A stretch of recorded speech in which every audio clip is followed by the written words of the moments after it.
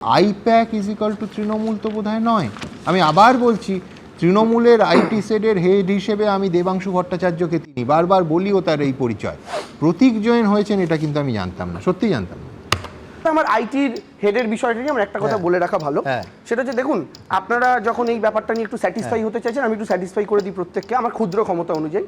আচ্ছা ধরুন আমি দলের বন্ধুরা তোমার স্বপদে আসেনি দেখতে চাই। আমি জানি তো শতরূপ যাচ্ছে আবার নতুন গেস্ট, আবার প্রতীক জয়েন হিন্দিতে কথা বলবেন, সে এক বিড়ম্বনা। এবার আমি একটা কথা বলি, প্রথম কথা সুমনদা টেকনিক্যাল কথা হচ্ছে প্রতীক জৈন আমাদের পার্টির অফিসিয়াল পোস্ট হোল্ডার নন বা পার্টির সঙ্গে যুক্তও নন।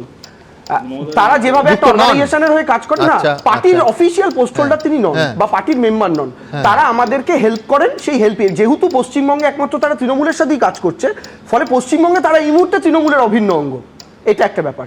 এবার আপনি মমতা বন্দ্যোপাধ্যায়কে আইটি বলতে শুনেছেন, আমি প্রথম কথা আইটি হেড বলতে শুনেছি আর আইটি অফিস বলতে শুনেছি।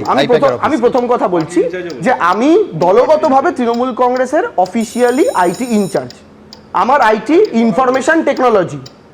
মমতা বন্দ্যোপাধ্যায় যে আইটির কথাটা বলেছেন, আমি বলছি আপনারা সেটাকে ভেবে নিন, সেটা হচ্ছে ইনসাইড ট্র্যাকিং হেড। আপনারা তাহলে খুশি হবেন। এবার আমি বলে দিচ্ছি, শুনুন। না আমি বলছি ইন্টারেস্টিং, এটা নতুন বিশ্লেষণ, বিভিন্ন দিক দেখতে হবে।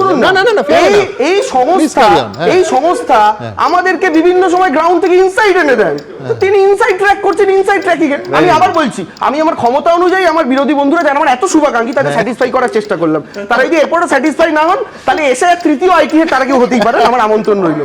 দেখুন, কোনো ক্ষেত্রে কোনো এমপ্লয়ি যদি কোনো নেতার সঙ্গে পদ পাইয়ে দেওয়া ইত্যাদি ইত্যাদি, এটা সমস্ত দলে হয়। যেমন ভারতীয় জনতা পার্টির প্রাক্তন সভাপতি তথাগত রায় কামিনী কাঞ্চনের বিনিময়ে বিজেপি চলে, এটা স্পষ্ট করে বলেছিলেন। তো তারপরে কি অ্যাকশন হয়েছে ভারতীয় জনতা পার্টি? আমি বলছি সুমনদা এই বক্তব্য আর তার সঙ্গে কয়লা পাচার দুটো এক জিনিস হতে পারে না।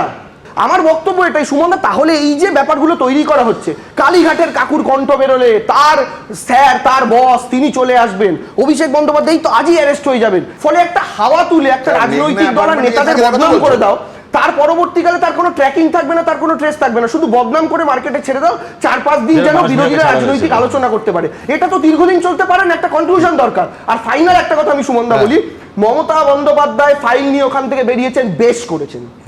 আমাদের দলের কাগজপত্র ওই অফিসে আছে, সেই অফিসে আমার দলের কোনো গোপনীয় কাগজ থাকলে ইডি নিয়ে গিয়ে শুভেন্দুকে হোয়াটসঅ্যাপ করবে, আমরা ওটা অ্যালাউ করতে পারি না। মমতা বন্দ্যোপাধ্যায় বেশ করেছেন, শুভেন্দু, নরেন্দ্র মোদী, অমিত শাহ কার বুকের কি পাটা আছে, প্রয়োজন হলে যা করা।